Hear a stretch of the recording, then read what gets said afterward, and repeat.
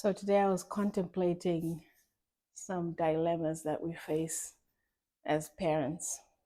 And I was thinking about my first day in boarding school when the headmaster's wife was the career guidance and counseling teacher. On our first day, when we arrived at the boarding school in Form 1, we were taken to the dining hall and she came to speak with us. I guess she wanted to check in because, your Form 1s, maybe some of you haven't been to boarding school. A few people had been to boarding school, but many had not. So I guess they knew that there's going to be tears. So we were called to the dining hall and she was speaking with us, just sort of getting. I remember there were questions and there was information shared, etc., etc. But at some point, someone said something like "our house," at our house, and then she goes, "Oh, you have a house?" And she goes, "Yes." Whoever it was said yes, and then she goes, "You have a house? How did you get a house?" And then she goes, "My parents bought it or built it or whatever." And she goes, "Oh, you mean your parents' house?" And then she told us that when you talk about your parents' belongings, those are your parents' belongings. Those are not your things. They're your parents' things. You actually own nothing. You have nothing. You do not have anything. And so you cannot talk about our house or our car or our this or our that. Those things do not belong to you. That was the first reality check I got about the fact that I was growing up and needed to start thinking about how I was going to become my own person. Um, so I always think of her fondly. She had a very, very wicked sense of humor because the way she would give you a reality check was really, really funny. Anyway, I always think about that when I'm trying to make decisions about my own kids, parenting. When you're trying to decide, am I spoiling my kids or am I giving them what I can afford? Should I give them everything that I can afford? Or should I withhold some things? And that's a really tough decision to make because, on the one hand, you're thinking about when you're a child and there's things you wanted and couldn't have for whatever reason. And in your mind, you're thinking, my parents can afford this. I should be able to have this because I think they can afford it. In truth, you don't know whether they can afford it or not. You just think they can. And also, you just want to have whatever it is. So, you know, that's a dilemma I face often when I'm trying to decide um, on spending on the children.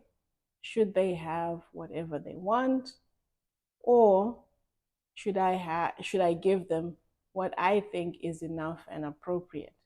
Um, it's tough because part of me thinks children should experience some things that are sort of amazing and fantastic because that's what will drive them to want more.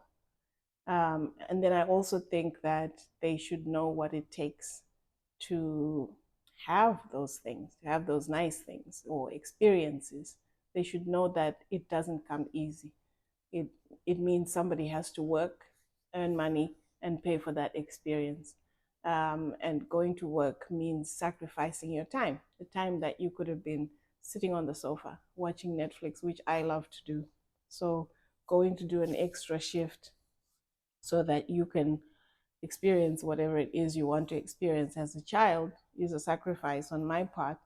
I want to watch Netflix, but you want this thing, and I feel I should give it to you because all it would take for me to give you that is a few extra hours of work. So that's one dilemma. And then there's the dilemmas that come because you are growing up in a very you grew up in a very different world to the world your children are growing up in. I'm a millennial. I grew up in a generation that went from watching black and white TV in Zimbabwe to then color TV when I was in the 80s. Like, I guess color TV, early 80s, and then to VCRs, DVD players, and then digital. So a lot of transition, and then cell phones. And then from cell phones to having the whole world in your hands on your phone.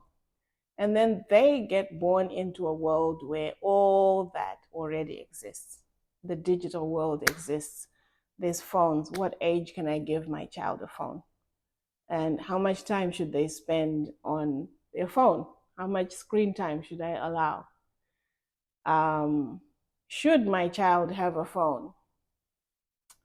And then there's things like dating. I now have a child who is aged 15.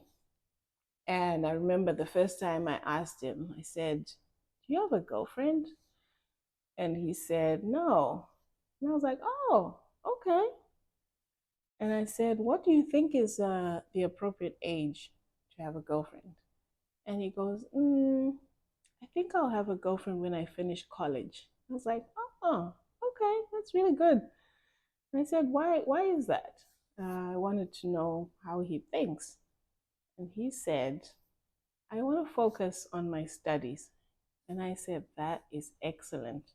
If you recognize that you need to focus on your studies and you don't need a distraction, and you want to just focus on your studies until you finish college, that's wonderful. But if things should change and you want to hear what I think about it, let me know and let's talk about it." And then shortly after that, he said he was interested in a girl. And I was like, "Oh my God, what do I say now?" Because I didn't have the experience of being able to tell my parents if I had a crush or whatever. I mean, that would have been the end of me. I always marveled when I heard someone say, "Oh, I told my mom about my boyfriend," or "I told my dad about my boyfriend." I'd be like, wow, they can talk about stuff like that at their house? Because I'm telling you, I could never, never, ever, ever with my parents. It was just not something you could even bring up.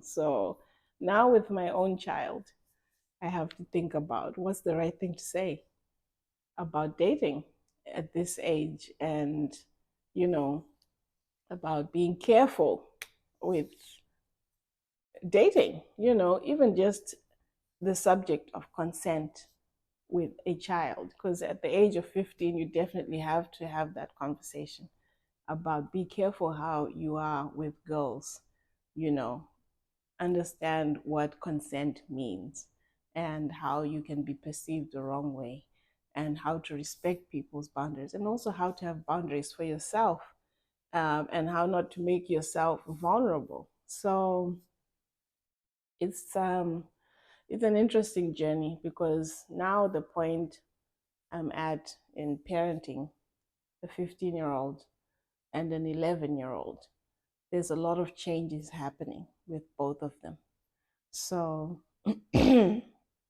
just when I thought, oh, I get to relax a little bit because they're not so small anymore, I don't have to wake anybody up to go to school. They can wake themselves up. I don't have to give anyone a bath.